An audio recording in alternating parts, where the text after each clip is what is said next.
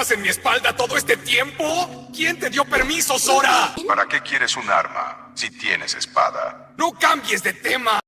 A ver, si entendí. ¿Entonces tú eres una especie de dios que puede controlar el universo? Así es, Bruce. Esa es mi naturaleza. Y esta forma es solo un reflejo de mi poder.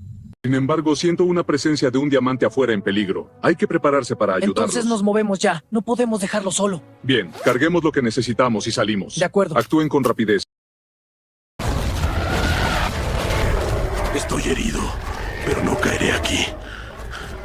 Que vengan.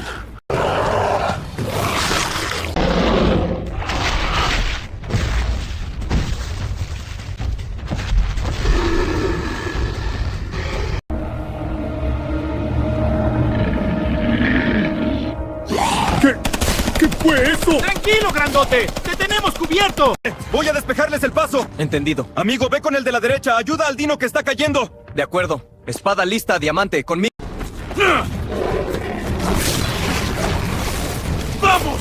¡No van a detenerme! ¡Fuera de mi camino!